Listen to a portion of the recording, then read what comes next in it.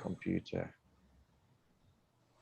Cool. All right, everybody. Welcome to your weekly Future Leaders today. Elaine, do you know which number we're on? Because I've not updated my sheet. 63, isn't it? 60, it can't be 63. It's got, oh yeah, it's 64, 63. 63. Oh. 63. 63. 63 yeah, last week. Cancelled. Last week was cancelled. Thank you. Okay. Richard. Well, I to be fair, I started trying to do that. I just keep moving it anyway, because otherwise it's way too difficult to keep track of. So 63 stroke 64, depends how we want to look at it. So welcome everyone. We've got some familiar faces. We've got some OG faces who've not been on here for a while. We've got a couple of new faces as well. I think that's Lottie, Shelley, Beth, Chris, and El Vikingo.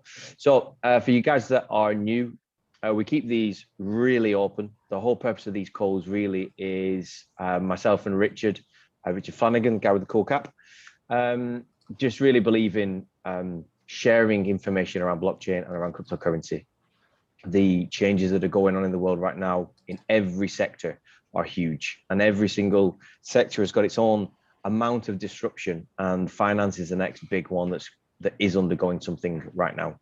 So this growth in blockchain, this growth in crypto is one of the world's greatest transference of wealth we've ever seen. So we just want to help to bridge that gap. How do we help people move from a mainstream space where maybe the narrative is that it's bad or not to look at it, and help people start in that adoption phase? And throughout all that, we wrap it around sovereign wealth, owning your own money, understanding your own finances, and being able to at least have a stronger anchor in your life from that space. So we have these calls every week. They're very free flow. They're very open. We have a topic to chuck into the mix, to unpack and expand. Everyone is free to ask questions, to contribute, to share. There's no right or wrong answers. All I ask is, if you're going to keep your microphone on, which you're welcome to do, just be aware of your own background, be aware of your own noises. If it gets too much, I'll mute it. And you can keep your cameras on, keep your cameras off. And like Beth, her mic is broken, or if someone doesn't want to speak, post whatever you want in the chat group, and we can bring you into the conversation as well. So really warm welcome as well to Ray, who has just joined us. Thank you very much, Ray. Cool. So we're going to kick it off. Now, before we do, I normally just give a quick 60 seconds space to anyone that's new. It helps myself and Richard just have a better understanding of just where you're at in your crypto journey. So if you don't want to speak, you can just put it in the chat. I'm going to come in order. I'm going to do Shelley, I'm going to do Lottie, Chris, Beth, and El Vikingo. So that's your order to get thinking. It's just 30 seconds, 60 seconds of where are you? Have you done anything? Have you done nothing? Have you done loads of stuff? Were you in it 5 years ago and you've stopped? Shelley, do you want to take it away? It's a good job I'm a raw foodie because my meal won't go cold. Go on. So yeah, I'm a newbie. I've been kind of looking at things for a while, and so by the way, I have no idea what's good, what's bad, or anything, which is why I'm here.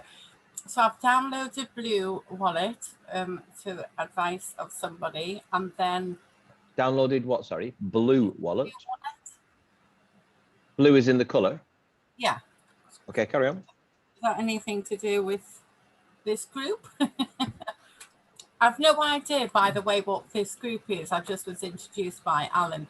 So yeah, Blue Wallet, and then I didn't buy any crypto. I just had a transaction with through my business. Somebody bought some services from me, so they paid me in crypto, i.e. Bitcoin. So I've still yet to actually purchase some Bitcoin myself. But I've had people pay me in Bitcoin. Excellent. So that's where I'm at. So I really don't know anything, but I've so far the only thing I've had is people telling me that Bitcoin is the best and don't go anywhere else, and I'm sure that can't be entirely right. So I'm just now, I keep my options open and consider other things. I just want to kind of know, is there right or wrong, or is it a choice? Or Cool. Well, we can definitely look at that. Thank you very much. I just had a quick look at Blue Wallet. It does look pretty good, but we'll share a little bit more about it as well. I just want to check, is someone typing a lot? It looks like everyone's muted. Is that Lottie? I'm just going to mute you. it's not me? You are? Okay. I'm not. No. All right, no worries. Everyone's muted, and yet I could hear lots of typing. It's cool. No worries. Thank you very much, Shelley, for sharing. Welcome to the call. And there is no right and wrong on FLTs. I can tell you that. You're welcome to just come on, and wherever you're at, we can pick it up from there. So thank you very much. So I'm going to come to Lottie, but I just want to check if Elvikingo, you can hear me. If you can message in the chat, or let me know if you want to unmute yourself. That's cool as well. But I'm going to come round to Lottie for now. Yeah, hi. I'm a Norwegian artist who lives in Manchester, and I am also a newbie. But I am about to enter the world of NFTs.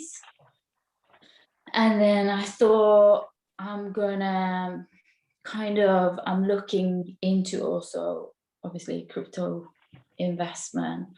But I'm still to decide, what wallet, because I'm trying to kind of streamline it a bit, and actually, anything that I can do so I don't have too many things, in terms of exchange and wallets and everything. So yeah, I've got the artwork ready, but I'm still kind of unsure. I've had a lot of advice, and I'm also listening into a lot of Clubhouse stuff with regarding to NFTs. And then I got invited to this to the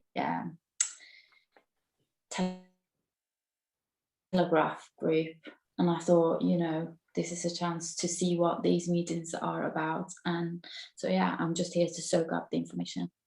I've got a link for a me. Clubhouse group if you're interested, that discusses NFTs and the contemporary art market.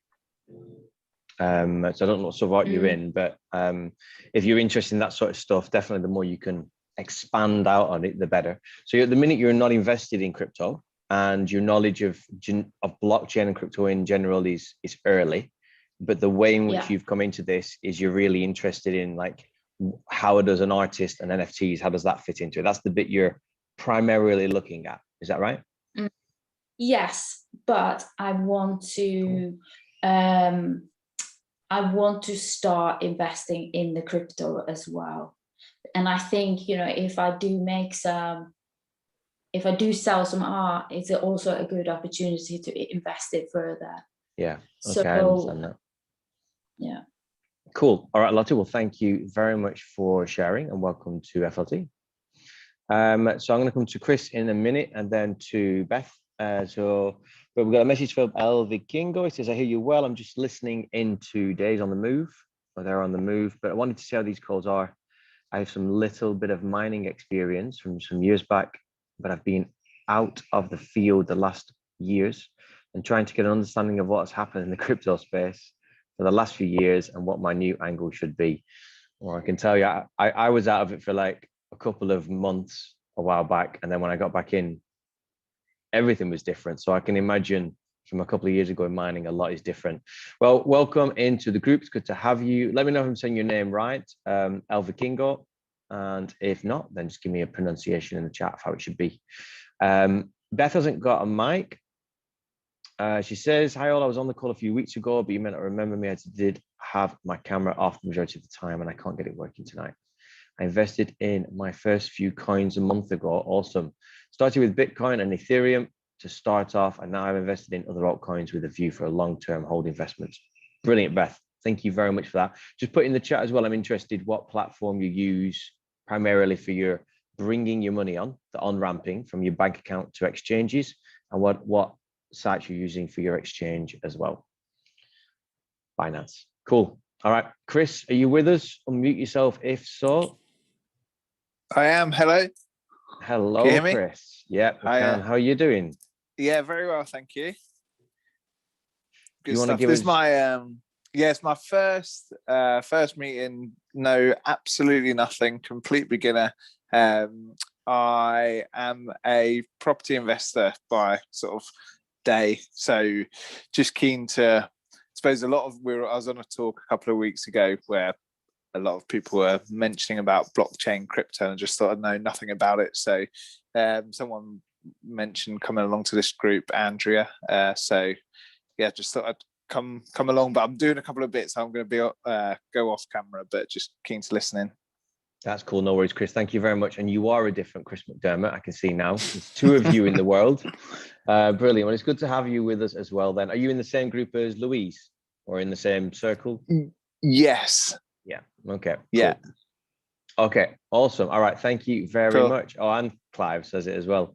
Cool. All right. Thank you very much, Chris. Well, listen in. I hope you get some good stuff from it. iPhone. I'm guessing that's Josh. You always come in with iPhone. Let us know if so. And I think that's everything. We've got Tammy with us as well. We're good. We're good. We're good. We're good. We're good. Yes, we are. Awesome. All right. We're going to take a really quick picture in 5, 4, 3. Turn your cameras on or off. 2, 1. Done. Cool. Okay, everyone. So let's have a look. What we're here to talk about: which coins to buy, when to sell. I think that was the exact wording, wasn't it? Let's have a look. Just to confirm, yeah, what crypto to buy and when to sell it. So Richard pulled together a questionnaire a couple of weeks back, which has been really interesting. Like, we've had about 50 people, I think about 50 people fill it out so far, maybe more. And one of the bits in it was like, what would you like to learn more about? And what came up really, really high with those two, pretty much side by side, like, what to look at, what coins to buy, and who should buy them and when, as we were expanding out on it, and also then when to sell.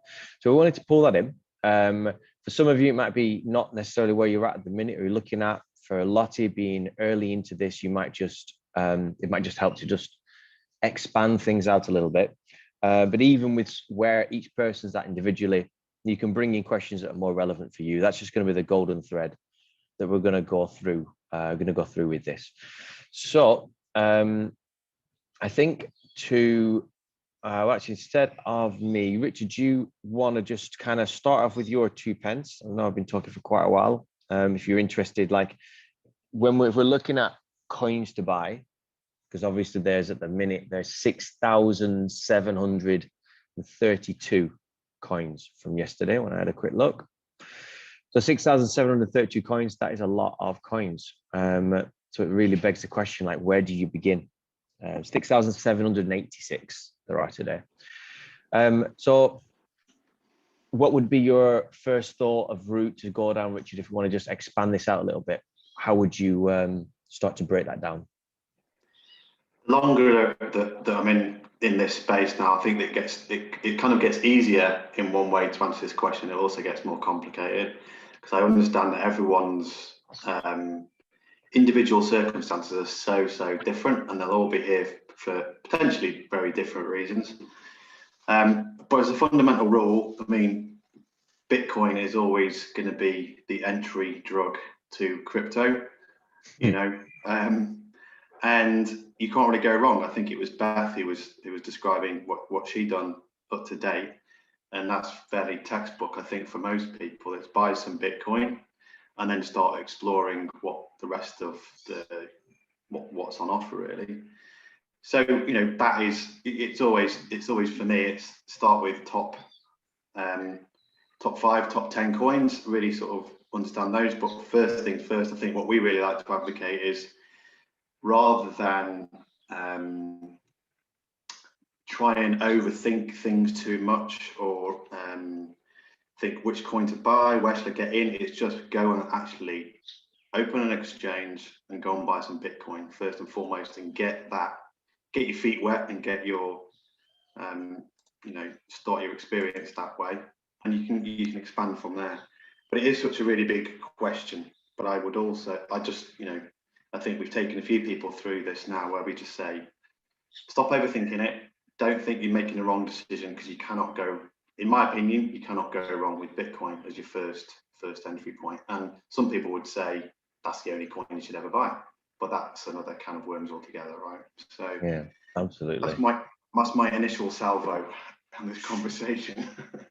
Cool. So I think what I want to do is for at least the first half of the call when we're talking about different coins is probably I'd love a share from a couple of people that consider themselves new, just to get a feeling for how it looks from the outside. And then like a little bit of a couple of shares of people that have been in it for a while, just to see, once you've been in it for a while, you see things differently. It's like the first time you go, I don't know, relating it to property. I remember once trying to find a property in north of Manchester, and we just drove into Prestwich.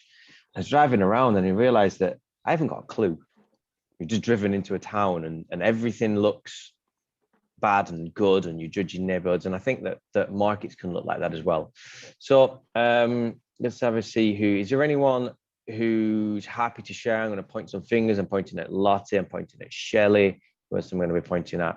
Beth, I think was new. Oh, Beth bought some little things. So maybe like Beth, if you could type in the notes how you've gone about you've bought Bitcoin and Ethereum. How did they move into some different altcoins?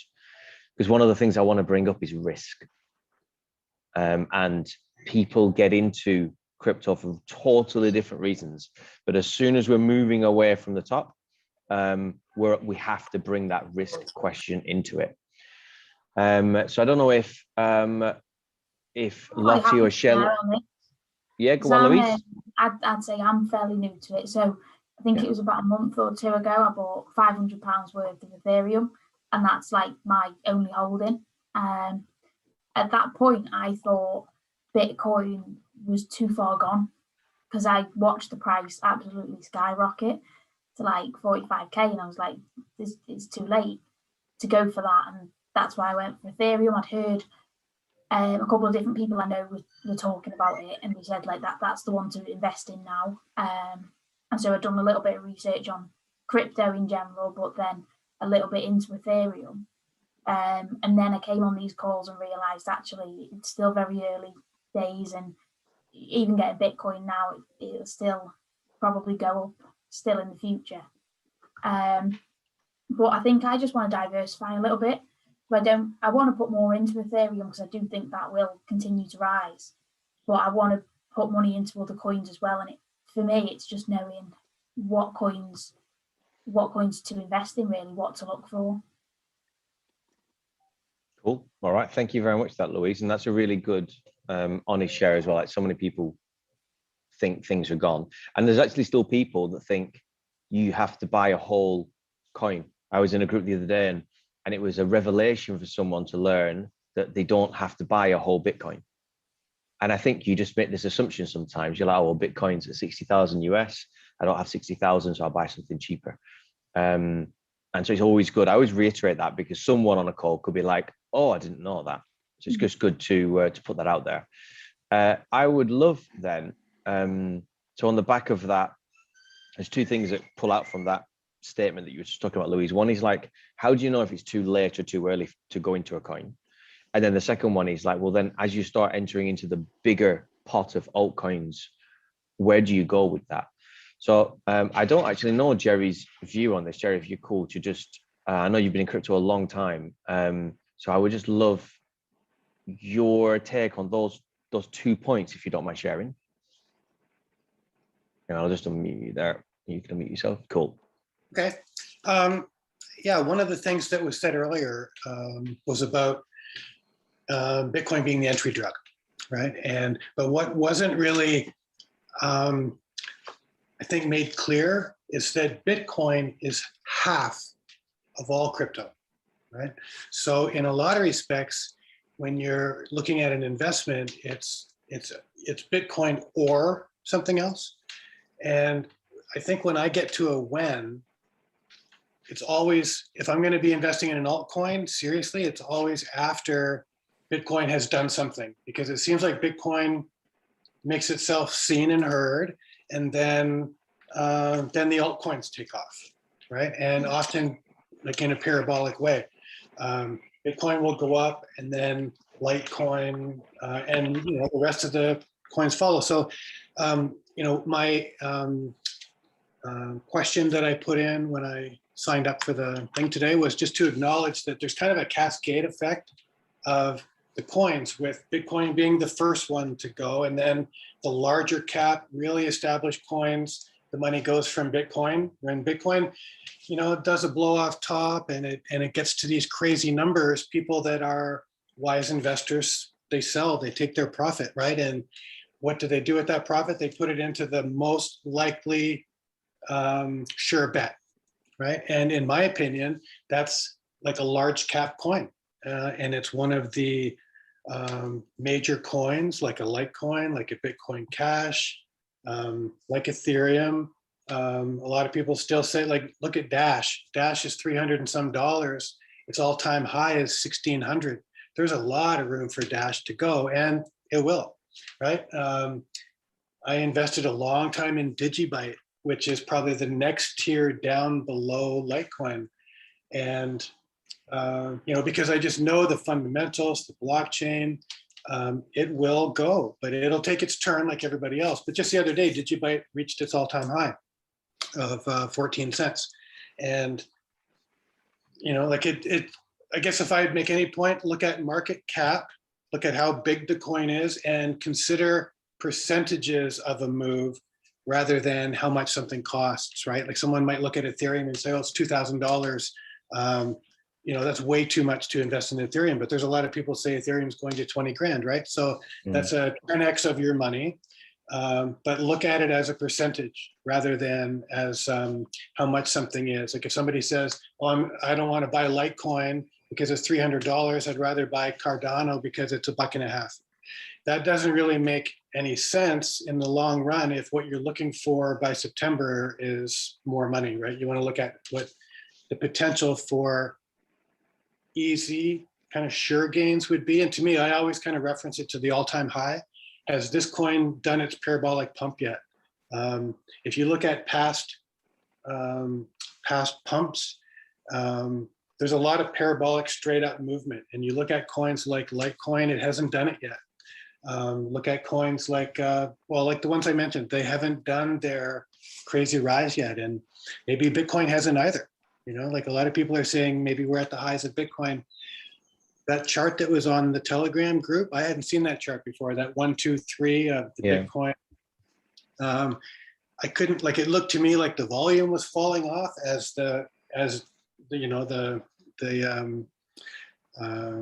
bull markets kind of progressed, but still I hadn't seen that. So if we have a couple more rises left in Bitcoin, we might be looking at 6 figures this fall or end of summer, right? It's hard to say. Yeah, and there's a lot of people that would support that, because you've actually just raised something when you said what I put in when I booked on. I haven't realized for 63 weeks worth of calls or non-calls that there's a question I keep asking people. Is there anything you want to discuss? I've just found them all now. And there's some really good questions. So I apologize to everyone that ever listens back to this, didn't even bring up my question. You set these things up so long. It up then. Yeah, no, so I've now put it up because of what you touched on there is a point that a question Clive asked, which is, will Ethereum really be bigger than Bitcoin? And the point you made there, Jerry, about percentages is so important, because when you look, Richard drills home to me all the time whenever we're looking at doing work or anything. It's like, why are we doing it? Why are we in here? What are we doing exactly? And it's that whole thing of zooming out, and it calms things down. So it's like, why are you coming into this space? And so Lottie in this example is being driven or is entering because of this thing around NFTs, around certifying artwork digitally. Like what it can do for artists is unbelievable. An artist can sell a piece of work and get paid a royalty for that piece of work forever, which means even after death and passing down, that it's almost like the royalty for music. Every time someone plays a Michael Jackson song, someone gets paid for that. But with art, we don't have it. So like that could be a driving factor for what guides are on a path. Whereas someone else, if you're coming in from property, you're possibly, putting it out there, you're viewing crypto as an asset, just like you would a property. How can I get appreciation? How can I get asset interest bearing on it? And so when we start looking at the market cap of coins, and going back to Clive's question here, like what's the trajectory in the space for ETH to become bigger than Bitcoin? And are we referring to it bigger in terms of market cap, meaning how much is one coin times how many coins there are? And these are the sorts of questions that when you start to ask them, you get different answers of what you'll invest in and why. Beth messaged me privately, but I don't know if that was, well, just let me know if I can say what you've put. It doesn't seem to be too personal, but she's invested in a particular coin. And we kind of call these coins exchange coins, things like, yes, I can share, like Binance Coin, Crow with crypto.com, you've got SXP with Swipe, Swissborg, and these are like coins that are part of exchanges. They're not stable coins like a USD coin or a GBP coin, but they're called coins, utility tokens. Utility tokens. Well, some don't have as much utility as they're scraping the barrel, some of them, but they are utility tokens. So the investment where Beth came from, she said that she doesn't really call it an altcoin. I mean, it is, but I get what you're saying because it's quite a big market cap coin. I bought it to the fact that it's part of the Binance platform. It's always going to grow, and Binance have got a large share of the market. So when we start to look at coins that you can buy, you've got these things, some people kind of call them blue chip crypto coins, like Bitcoin, like Ethereum. And then maybe you have like lighter blue chip. So you go and you're still in the top section, but they're not as tried and tested. And then you have a whole section of coins called, we would call them the utility. Well, lots of things can be utility tokens, but not necessarily linked to an exchange. But when we look at things like Celsius, Binance, Swissborg, anything which is an exchange where people are buying and selling and they have a token, that's very different to someone providing a token that's solving a problem in a traditional business sense, like VeChain is dealing with supply chain, and Energy Web Token is dealing with the distribution of energy. So these are like real world problem solutions.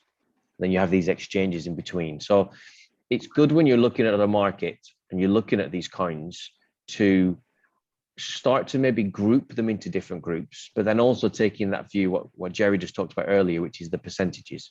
So if you're looking at something to appreciate, then rather than looking at its price, you need to really look at where is it at the minute and how many coins are there at the minute? Because if there's millions of coins, then that price might not swing as much as if there's less of those coins. So the circulating supply is important to understand. Obviously, the more coins are in circulation, the harder or the longer it takes for something might take to pop up. So let us go around. Let's have a see. Beth, thank you for that share. I just want to check, Josh, is that you that's on iPhones? I know you've been, you're new into crypto, but you've been doing quite a bit. I just want to see if you're with us and if that is you. It's cool if you don't want to share. Okay, we'll leave it for now. No worries, man.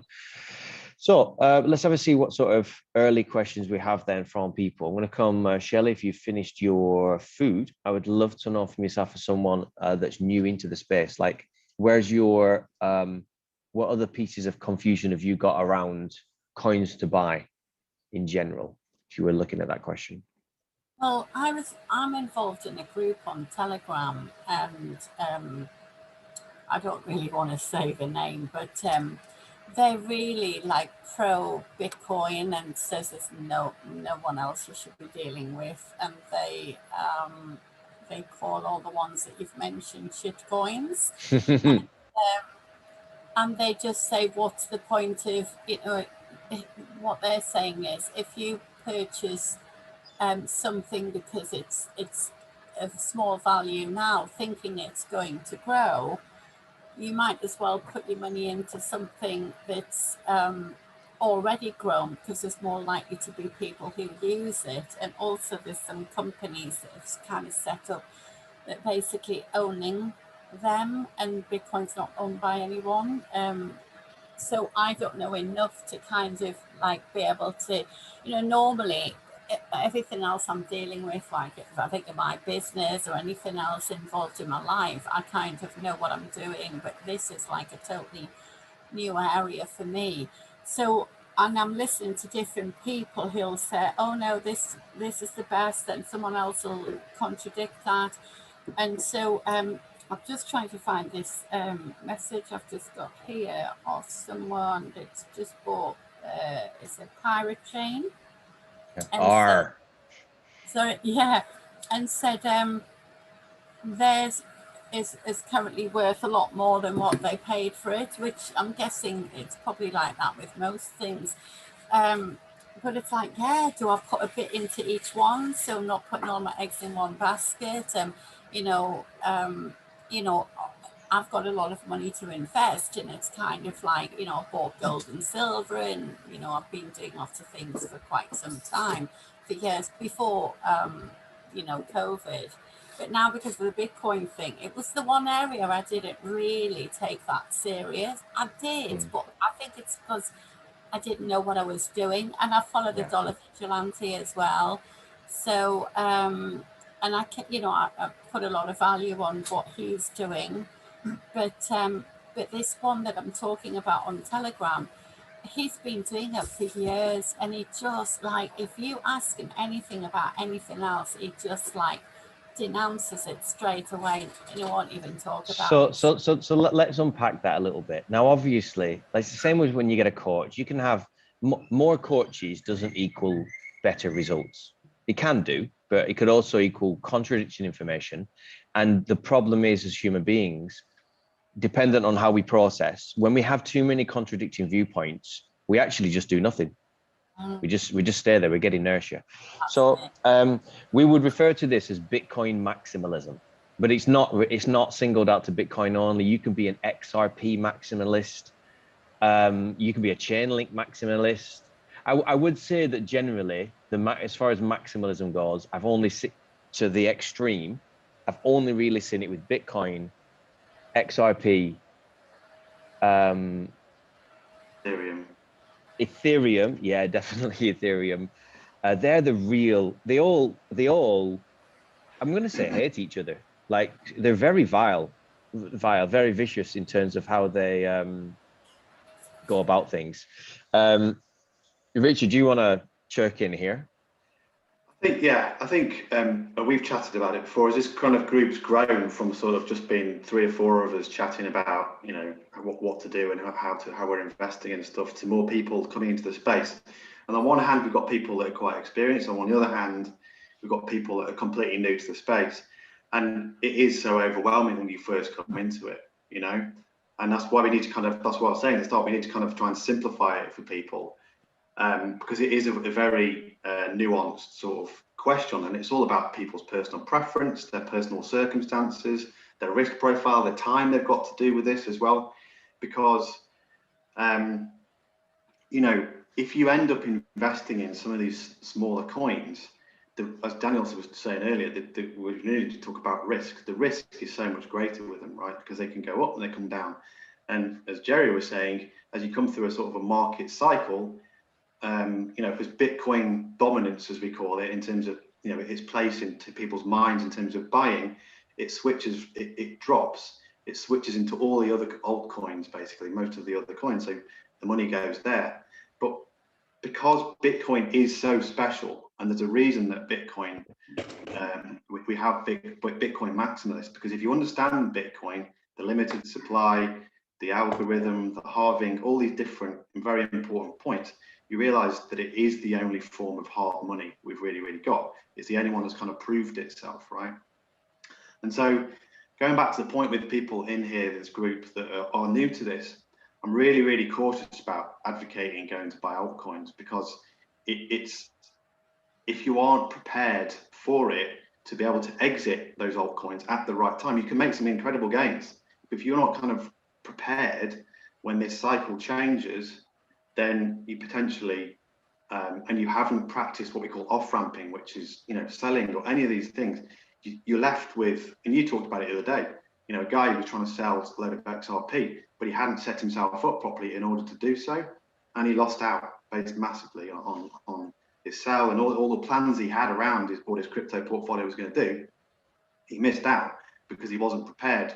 And that really comes from time, knowledge, and all these things. So, as I say, I'm cautious for new people to talk about altcoins because there is some fantastic gains. But I just think what people really need to understand is that if you look at Bitcoin over any sort since its inception, it's made 200% on average gains every single year that it's been there.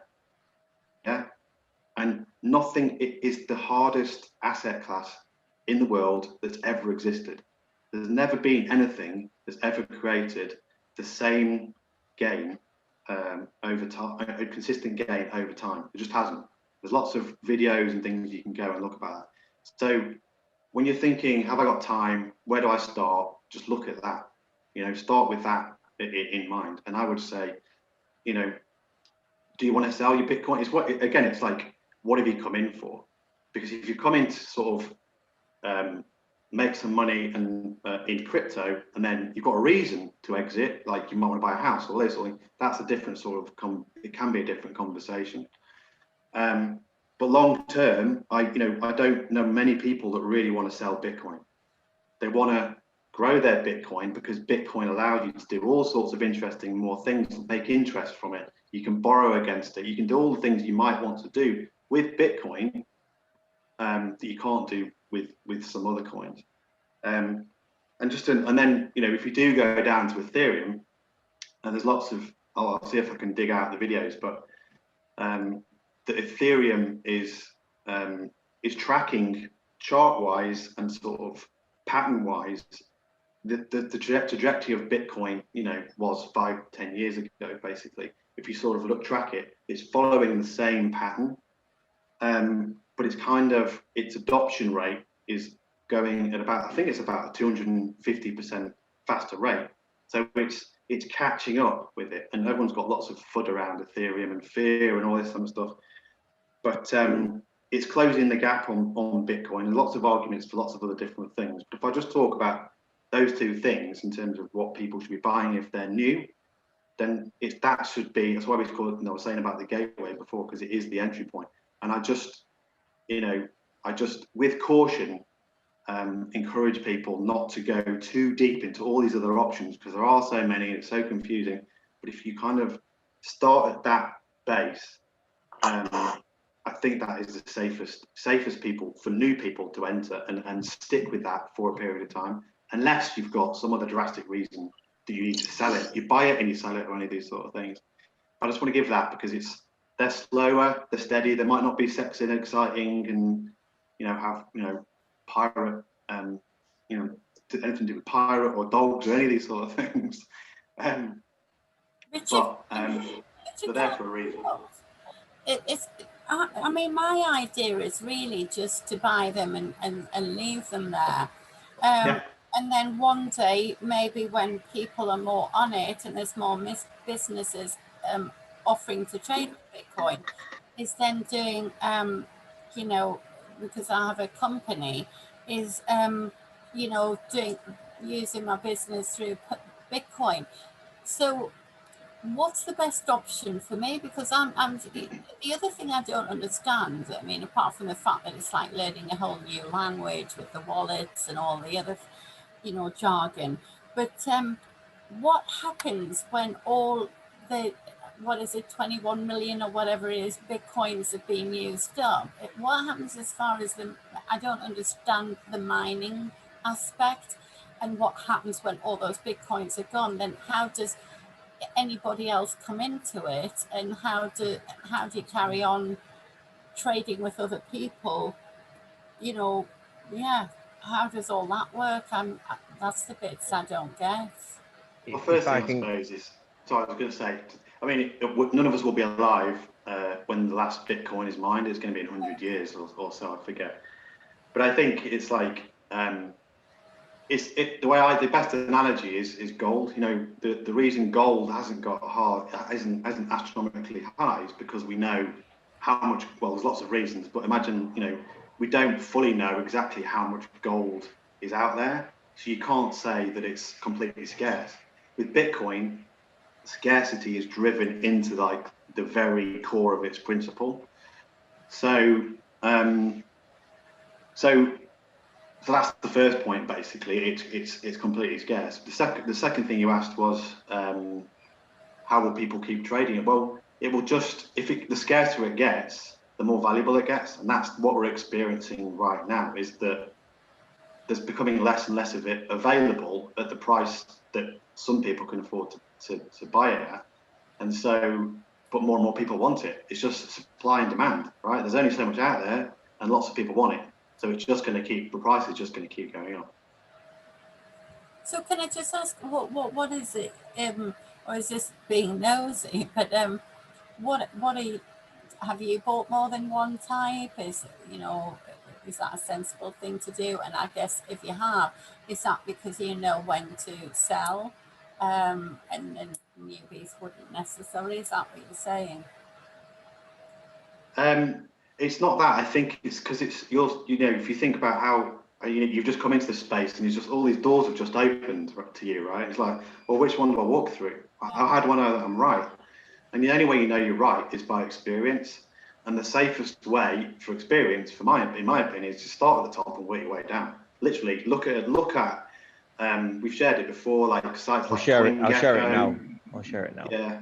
Like CoinGecko, any of these sort of sites, and it'll rank all the coins, but you'll need, then you can go and understand what each one does and why you might want to invest on it or not.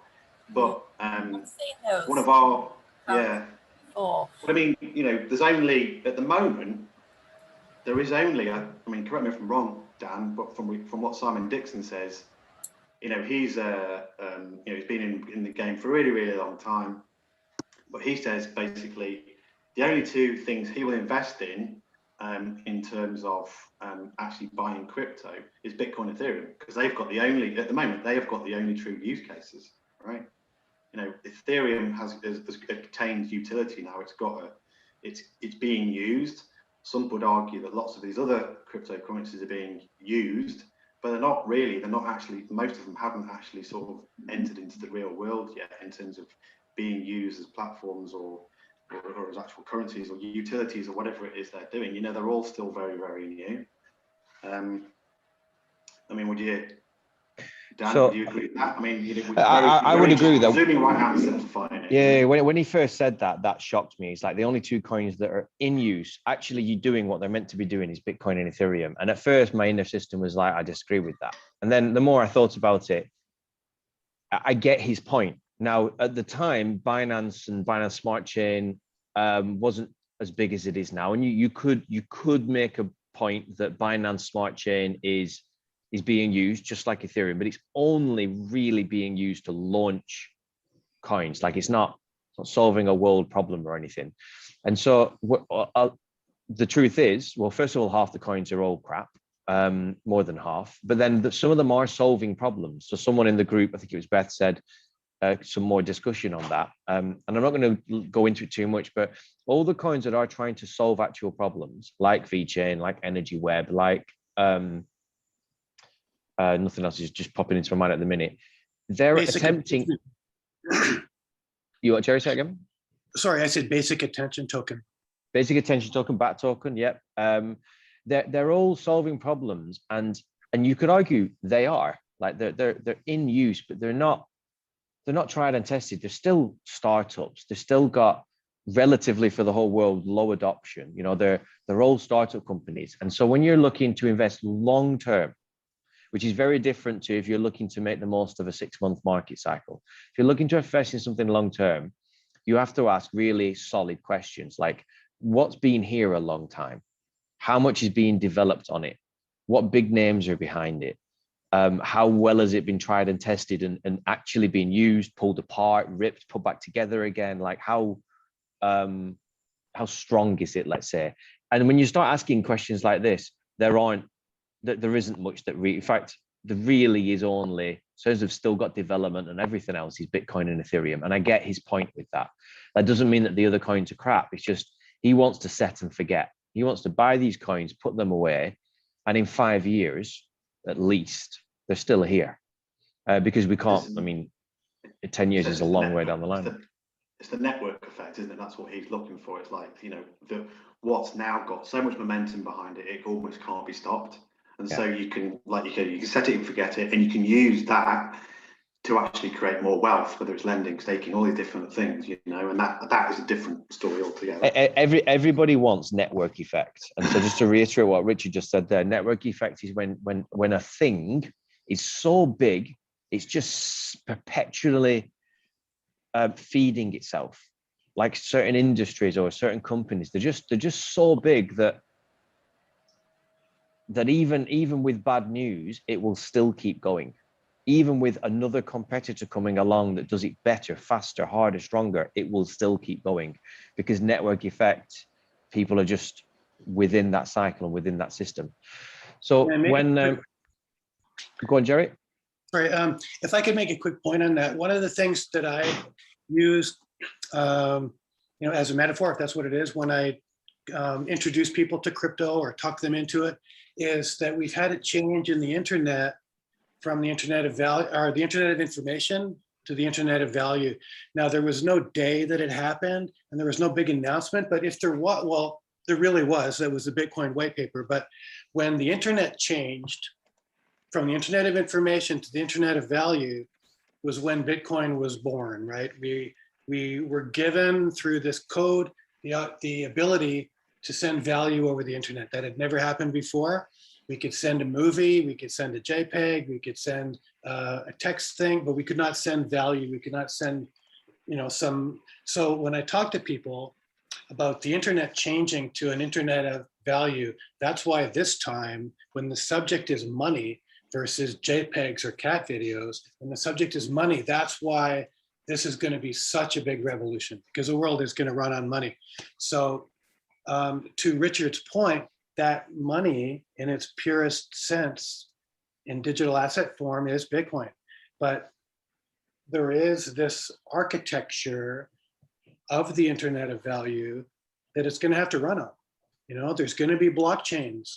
There's going to be there's going to be protocols that link the blockchains. There's going to be ways to get information safely onto the blockchains. Now, call that all the X's and the picks.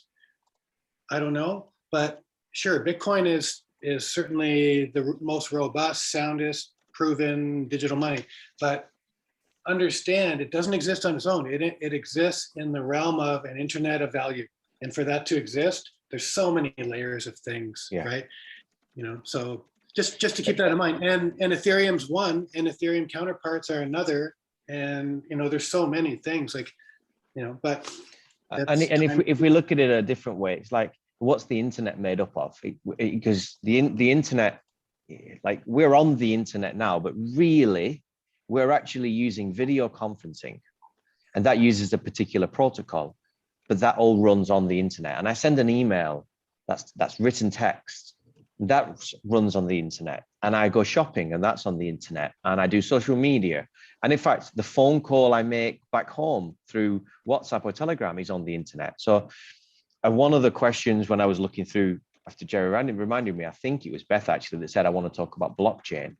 And it's just always remembering that Bitcoin and all of these coins, all of them run on this thing called blockchain, and it's how information is passed. And without getting too far into it, it's good to just remember that there's space in the market for lots of solutions, and tons of things will die a death. And so when Shelley's in this group, and she's in this Telegram group of Bitcoin maximalists, there is a reason Bitcoin is different from all of them. There absolutely is.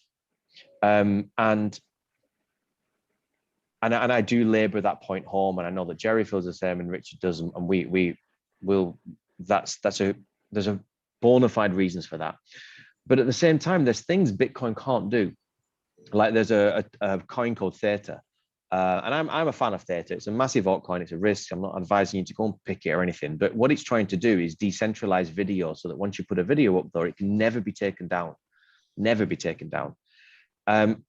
Bitcoin's not fast enough to do what Theta wants to do. It doesn't make Theta better. Theta's going after something totally different. Bitcoin is a store of value. So the people that are when I was speaking to one the other week, like he's like, yeah, but that coin's not going to hold its value in 5 years. I said, I'm not investing it to hold its value. I'm investing it because I believe in it. So that goes back to Richard's point. Why are you doing something? There are a handful of coins I own because I genuinely believe in them. Just like you might buy a stock of a company because you like what that company's doing. And I'm willing to ride a down. I'm not in it necessarily to make money. If the price of that token for what that project doing goes up, then that's great. But when we start to look at blockchain and how it can be used, at one end we have this rock, this Bitcoin. It's slow, it's old, it doesn't run as fast, but it ain't going anywhere. And so there may come a time if the Lightning Network picks up more, which is, let's just say, a Bitcoin but with a faster engine. Someone takes the engine out, put a faster one in. And it might be able to use for payments more, because at the minute it's quite expensive. You wouldn't send $10 worth of Bitcoin because you'd pay more in fees. So we're a while off Bitcoin being used in a transactory way. There are some solutions, but then other coins have come along, other projects and tokens, and done something with it. So it's good to understand that when someone says Bitcoin's the only whatever, that there's a massive caveat to that. And whenever someone comes to me and says, oh, I'm trained in, I don't know, Kundalini yoga, every other yoga is crap, my yoga is the best, I run a mile from that. Anyone that thinks what they do is the best is a blindsided view. Richard? I was going to say, I've just put a link to a Twitter post in the group there. I don't know if you want to share that, because I can't share a screen, but it's just talking about the current rate of adoption of Bitcoin as compared to the internet. And that's but that's not even any other crypto, and so we're at 1997. So, if you're thinking about should I invest in Bitcoin in this example, it's would you invest in internet companies at that period in time? You know what I mean? In terms of Amazon or any of these sort of things, if you're thinking about is Bitcoin past it or any of these other things, it's kind of like saying you need to. It's understanding what these things do, so you don't have that fear of missing out, and understanding fundamentally that we're so early. I think when we were having these conversations last year, we were talking about sub 1% of the entire planet that had bought Bitcoin. We're still at that. We're at best, at the absolute best is 0.46 is the at best maximum number of 0.46 of the planet. Let's just go to Lottie. You've got your hand up. Sorry, Dan, can I just quickly say before I forget while you're on the subject? Sure. Because it's taken that long and we've only got that small percent, is there any kind of, are we going to in our lifetime get to the point that then we're trading? I mean, I know I already have, but is there, are we going, like obviously I'm guessing we're all like anti-maskers or, want to live a bit more off grid, that kind of thing. And are we going to be a big enough community to kind of purchase from, trade with each other? And well, let's just quickly answer that, because I'll make sure I want to come to Lottie, but don't confuse the community you're in. An FLT is not a necessarily an anti-mask community. It's focused on blockchain and finance, but don't confuse where you're in with what's happening in the world. Like blockchain will absorb the internet just as the internet absorbed telecoms.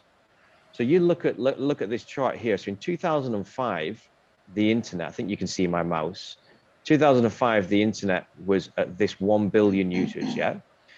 And back then, if you would speak to people and say, oh, you need a website, people just were like, oh, I'm just a restaurant. Why do I need a website? Like the view of why the internet it has anything to do with me is very different to fast forward 10 years.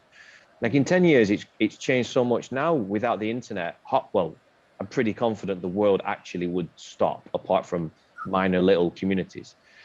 So in terms of trading, and remember that Bitcoin at the minute is a store of value, not necessarily a tradable thing. You might swap it for something that's more quicker to send and quicker to settle and cheaper. But where the way in which finance is working is completely changing right now. And so, like it or loathe it, within, I'm going to comfortably say 10 years, but I'd probably say 5, even the pound notes or the dollars that we spend will be blockchain-based notes. All currency, all finance will move onto this, onto a blockchain. And because it's just a more efficient way of doing a lot of things. Where Bitcoin fits into it, I could tell you 10 different narratives for Bitcoin ranging. Just on that, you probably don't know yet, Dan, but you haven't seen the news. But today, the Bank of England said they were looking seriously at central bank digital currencies. So every single, I think 85% of all governments now are going to introduce their own CBDC, central bank digital currency. Now that ain't going to be Bitcoin. It isn't going to do any good in the world. It's going to recreate, they're going to try and recreate the system they've already got. And this is why, Bitcoin and all these other things are real alternatives. But in terms of adoption, to directly answer your question, Shelley, if you already start saying to people, I'm willing to receive crypto for my work, you would be very surprised. I call it like blockchain flirting. You'd be in a conversation, you just casually drop the B word in, and it kind of sends a ripple, and you get these different responses. You get people that are like interested, and you get someone that's been in it for years, and because we're not walking around with badges on ourselves. But you can, the Times, I put it in the post the other day, the Times now accepts crypto. Obviously you've got Elon Musk, who's quite adventurous and out there, but adoption is underway currently by institutions, big money. The next adoption will be retail acceptance of crypto, but that's not going to come until the institutions come first, because the retail people want to have a nice way of dealing with that crypto, let's say. So in less than 10 years, in my opinion, the whole space will change. This isn't will this happen in our lifetime? This is happening right now. We're witnessing the birth of the internet, but back then, because we didn't have anything before the internet, we didn't watch it. But the internet's given us the internet. And so now, as Jerry said, we're watching the internet of value literally be created every single day. So this is fundamentally changing everything. Will some countries not like you having Bitcoin? Well, maybe. In my opinion, they'll regulate it because they want to tax it. If you ban it, you can't tax it. And right now, governments need income. So I don't see a future where Bitcoin will be made illegal.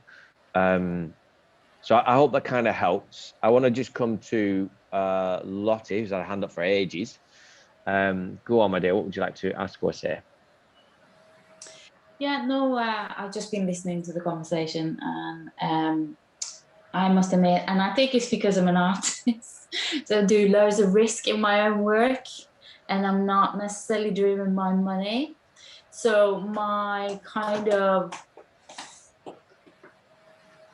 how I wanted to kind of enter cryptocurrency was not with Bitcoins and Ethereum. It was more maybe finding really small currencies that are quite risky and who's maybe not listed, but not maybe invest big sums, but find something that but my question was, because my little brother, he has started with crypto, and he has, and I don't know if anybody got any kind of experience with like boots, and basically he said to me, why don't you throw a few £100 into this, and then you get this, it's called a big gap boot, and basically boot as in BOOT. Yeah, as in a bot, maybe. And it's called Big Gap Bot. And basically he has linked that up with his Qchain exchange. Qcoin.com. And he has made quite a lot of money in a very short time. Yeah, so Richard knows a little bit more on this. How I would get experience in this space is that yes, long term, I would want to make money, but I do think that in the beginning, I wanted the investment that I do is that I'm going to invest something that I don't mind losing, if you know what I mean, to kind of get the experience. I mean, I'm not looking at big money or anything, but yeah, so you're basically saying you're willing to take higher risk and would like a little discussion on, well, if you're going to take super high risk, which I just want to reiterate is massively risky, but there are some people that are wired for that. Like some people just aren't, like even cryptos, super high risk. So I'm happy to just open that up a bit, but I want to reiterate something Richard said earlier, which is that when you're new into this space, and I'm going to, Shelley, if you don't mind me using you as a bit of an architect there, like Sherry's view and where she's coming from, she's kind of coming at Bitcoin and is just looking at how can I buy something, hold it, and it lasts the test of time.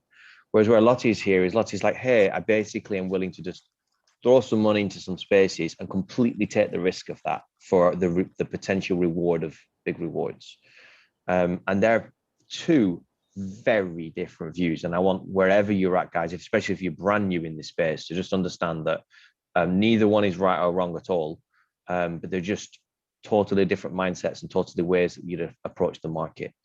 But Richard, do you mind sharing some of your experience on trading bots or explaining what they are a little bit, maybe? Yeah, right. Or you could just, or you could, I know. You've got 4 minutes to explain something that takes 10 years. No, okay, so you could be, you know, with these trading bots, I don't know, I'm not familiar with the one you're talking about. So you could, it might be something that's completely done for you. I don't know if it is, you know, so your brother, it basically sells and buys constantly when things but I mean, it's you pay someone else to do that for you, or is he sitting there every day recalibrating the bot himself? No, it's completely automatic, and it's I don't think it's even a person, it's just like a robot that reads the market.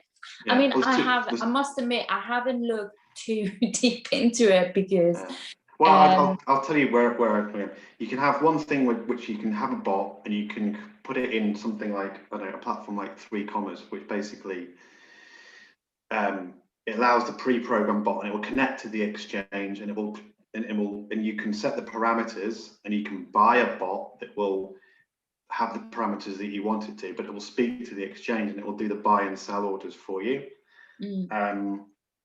And do it automatically. But on the other side, they'll still call it bots, but it'll be something like a platform where you send them your Bitcoin and they give you a return every day. They're doing the trading, but they'll give you a you know, and it will be like some insane, you know, really like, it'll look like a really good kind of return, maybe like 0.5%, 1% a day, something like that.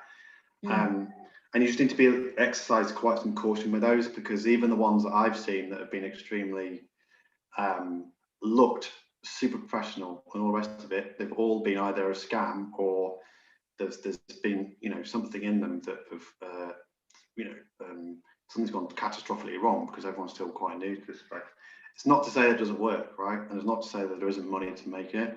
As Daniel says, it's the top of the pyramid in terms of you know, the second tier down, in my opinion, in terms of risk. So you can do it, but it requires technical knowledge and time. So I can't speak to what your brother's talking about, but I would say you need to understand. Be careful. Yeah, well, just understand what you're getting yourself into, and first and foremost, be willing to lose the lot. You know, and that is a lot more painful than it sounds when you start to see, oh, here's the gains, and you have the option then, do I take it out or leave it in? Sometimes they'll say, leave it in and compound it and it'll grow greater. But then, you know, the great, and just to speak to the risk factor in terms of using bots and trading, a lot of the, you know, Bitcoin dropped over the weekend, and there was a multitude of different reasons why that happened. But I think it was 10 billion worth of trades got liquidated because Bitcoin moved that fast and no one could keep up with it, right? and the rest of the market moved with it. 10 billion, right, in the space of 24 hours. That could be your pot. That could be, you know. So it's personal choice, and it's understanding it's time. It's time, right? You need to really dig into this because there's so many opportunities, people in the space, that I would say my natural progression with this is start safe, gain an understanding of the market, move down those coin geckos and start investing in these different things. Once you've made profit, take some of that profit and start reinvesting it in these things, because you're not risky then, right? You kind of, there's a strategy to what you're doing. It's like, okay, I'm comfortable with that. I've got an understanding. I'm willing to take that profit and put it somewhere else. And that gets more sophisticated the longer you get into it. Yeah, you're in the space. But so many people have this rug pulled underneath them, basically, in this space where it's so, at the moment, it's almost too easy to make money, right? You know, bar this weekend, where we are in this kind of like cycle with the bull run, it's almost too easy to make money, and that gives people a slightly shaky sense of really where what the reality is, because they don't understand this is a cycle and it ain't going to be like this. You know, this time next year we'll be likely be in a bear market, basically, and that feels very, very different, right? And there's lots of people that we've come across on these calls that have gone, you know, bought courses or signed up to emails, all these different things, spent some significant amount of money, get into, and someone says, buy these coins or do these things, right? And they're sitting, and then they watch all the coins go up. On paper, they're really rich, but they haven't had an understanding of the cycle and all of the mentality of being in this cycle. And when it finishes, the value plummets, and they've got to wait another 4 years before the value goes back up again. That's the reality of the kind of cycle we're in. I'm sure Jerry can speak to the sort of psychology of being in a bull and a bear market. It ain't what it is like now. It ain't what it is. You know, everyone feels like they're investing geniuses at the moment, and it's a dangerous, really, really dangerous psychology to get into, because people take far more greater risks. Yeah. What about this for a psychology? Rather than people thinking it's the responsible thing to do to consider making money in the long term, I want to make money in the long term over this. What if somebody just thought, I want to make money in 3 months, right? Yeah. What if you went into it? What do you think, Richard, if somebody had their money, and whether it's 5,000, 1,000, 10,000, and they said to themselves, I'm taking this money out in 3 months, right? And invest in 5 things, don't think about making this your life's investment change. Think about it, you're going to continue to learn about it. You're going to continue to read and do things, but get in today, buy like 4 or 5 of the top 10. How can you go wrong? I think that's okay. That's fine. But I think most people, all the people we've had come through this call, and it's when they're new, particularly, they don't have. It's so new. Not many people have made an investment on that short a time frame, and I think that's what people haven't got that experience. I haven't got that experience. It's like my shortest investment cycle is 6 months usually. Do you know what I mean? That's my shortest investment cycle, and that's hard. And I've been in it for a number of years. So people coming into the space, they don't know. And if they went in that mindset 3 months and said in and out, but that requires, I think, a discipline that most people haven't got, because it's really hard to sell. It's really hard to sell. And that's a reason why I wanted, I would like to put a cap on the time, and because in 3 months' time, it may be very euphoric out in the market. Like we might be parabolic in 5, 10, who knows how many coins, right? And it might happen before then, and we might already be correcting. But at 3 months, if you say to yourself, "I'm getting out," even if it's crazy good, maybe you only take 80% out, whatever it is. But don't think about it as a lifetime investment, because this thing's about to blow up, the next, I feel like a lot of things are going to happen. I was hoping to do a bit of both, actually, is just take a chance on putting like £1,000 into 3 or 4, like you say, Jerry, and just, seeing what happens. If it doesn't happen, it's something I'm prepared to write off, and then the biggest amount put in Bitcoin. I mean, would you say that was a good thing to do? Or So long as you're willing to lose it, like anything, yeah, as long as you're willing to do that. But then there's a big difference between, so Lottie specifically was looking for things that are basically like early on, really, really low price, than looking for that early entry and big gain. And that could yield like numbers that I wouldn't want to say on here because they can just get really exciting, like ridiculous. But then there's nothing wrong. There's the other side of it is that for Shelley, because this is where I was for a while, I would go on risky coins, but my risk of a coin was actually still fairly stable. Like they had good noise about them. You could see who the owner was. You could see what problem they had. Some partners. The weight of that coin is very different to, like, there's a coin I got into 2 days ago that was at 0.000000001. Right? I bought 63 billion of them, or something like that. And these are stupid high risk, but I'm well aware of what I'm going into. I'm watching it like a hawk, and it's on my radar. There isn't a single 4-hour window that's going to pass where I'm not aware of what that coin is doing. So that means energetically, I'm connected to that coin now, thinking about it. It's in my head. I'm preparing for when I'm going to exit. Am I going to exit in little bits? Like all these things are going around in my head. I can't sit back. I can't take a weekend off because I could turn in the next day. It's all gone. So that's a very high experience. It comes from experience as well, like that. Where you're at with it, it comes with experience, and that's. And even finding the coin, like of this, you know, when I said the 6,700 coins, the coin I'm talking about is not in there. The 6,700, I don't want to say approved, the 6,700 coins, yeah, that are good enough that sites like CoinMarketCap and CoinGecko actually list them. How many actual coins are there out there on PancakeSwap and Uniswap and all these? Literally, there could be more than 6,000 just on those. So is it a meme coin? Yes and no. Everything's a meme coin to a certain point because people are just buying it. Yeah. It does actually have a white paper. It does have stuff that's coming out from it. And I really don't want to share it on here because it's just too dodgy.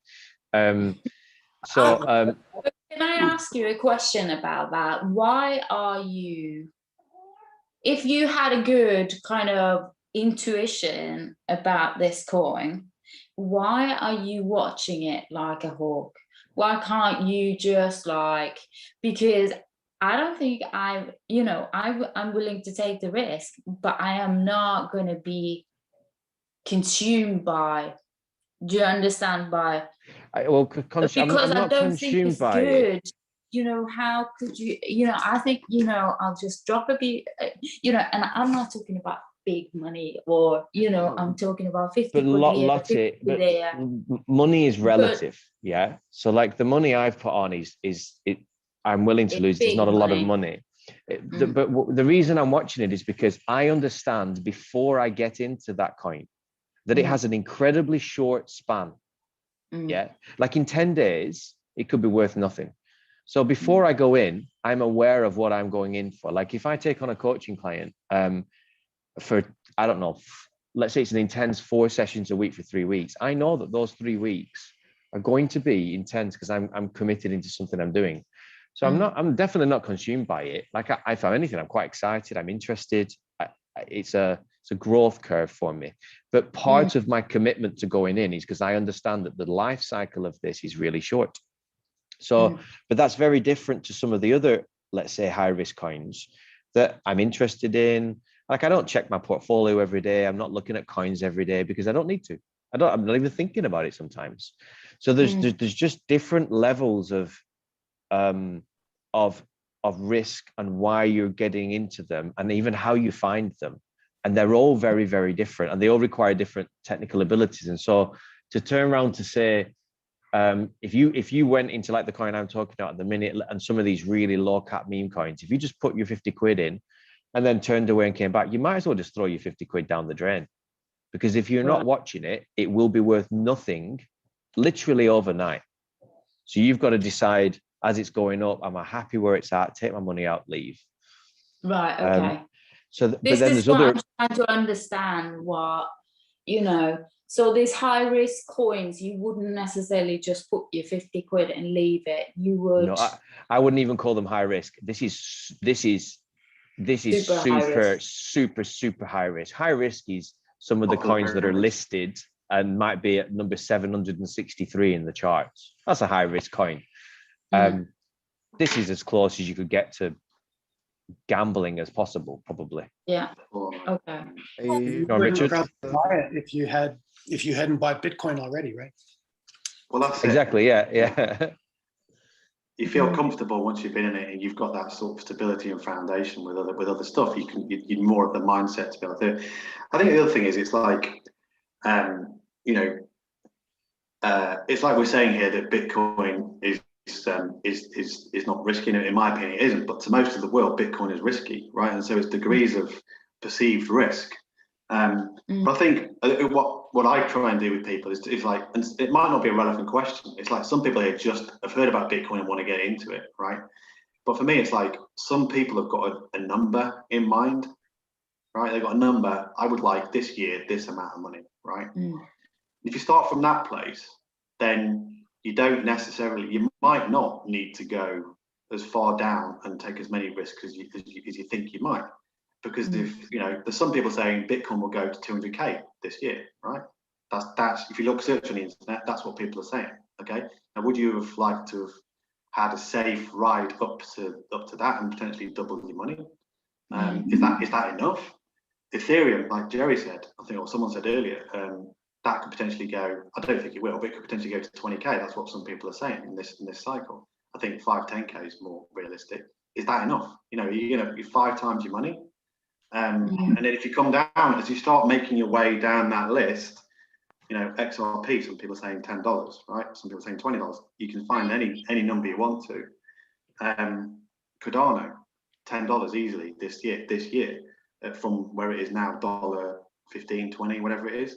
So it's degrees of perceived risk and perceived reward, because if anyone could double their money, in any other space, they would be super happy. So if you can sort of work your way through those top 5, it might be enough. And that's just an alternative viewpoint I'm trying to put out there to say, what's the amount?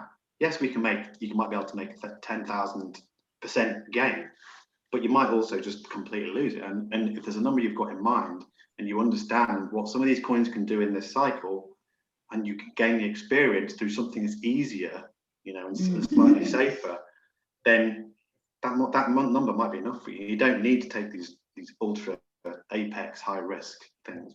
It's a really good lesson in greed. Like when we posted in the FLT about our Knights fund, we take people through a process to look at the market, identify altcoins, rare ones, small ones, but we're looking for a 4x, a 4 or a 5x, something around that, or we're exiting at about 6 months. Because you could do it time-based, you could do it size-based.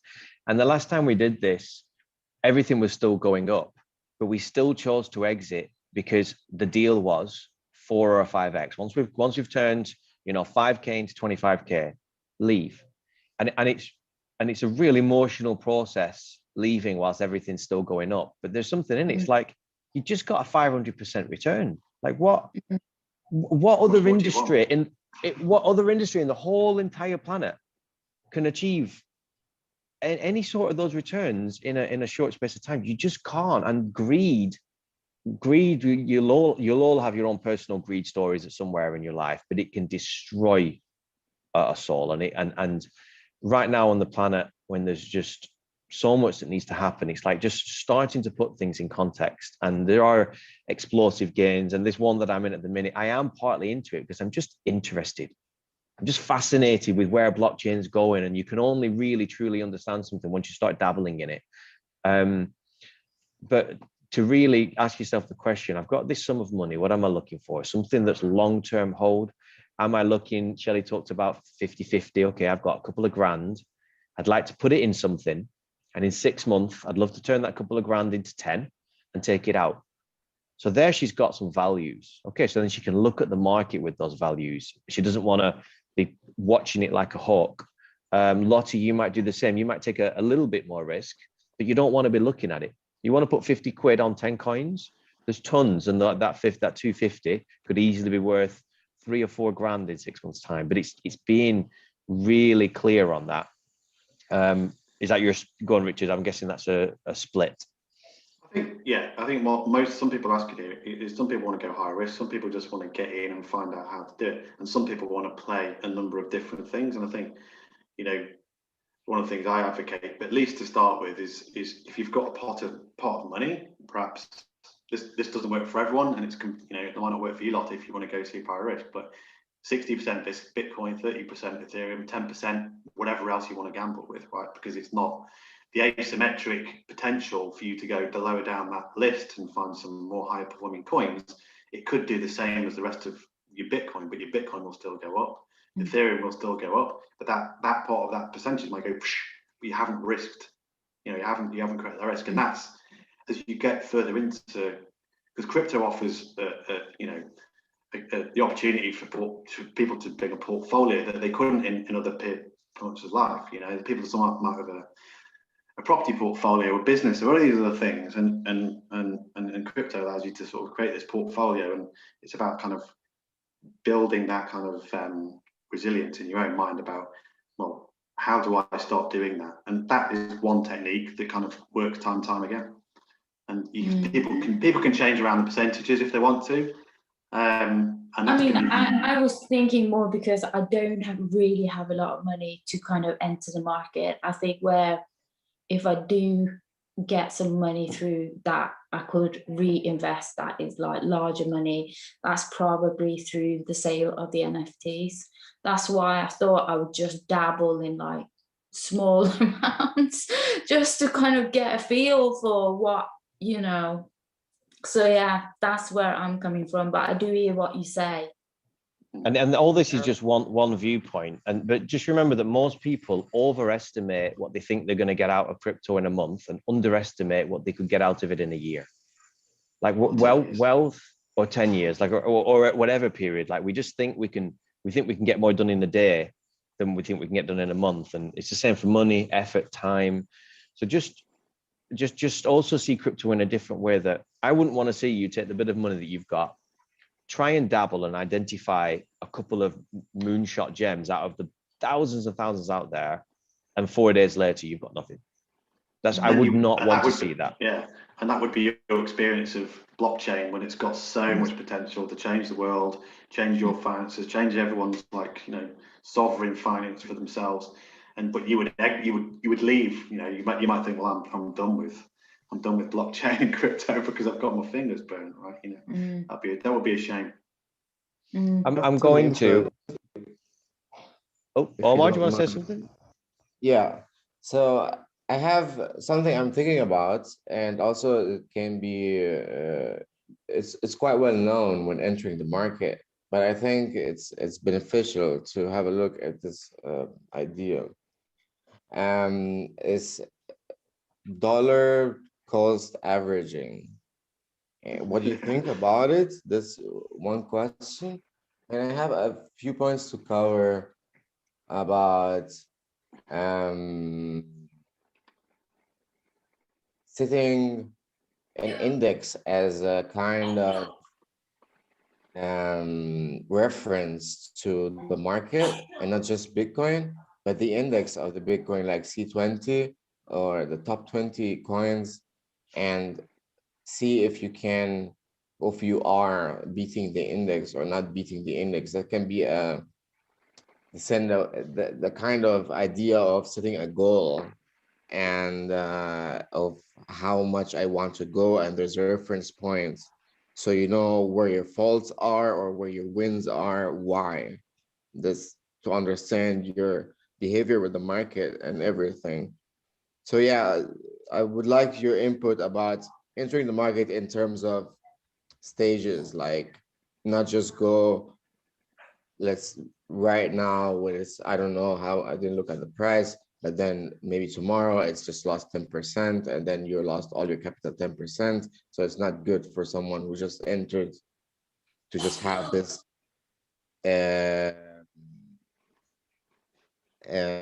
very, let's say, very aggressive kind of movement, and then get affected the whole capital in this movement.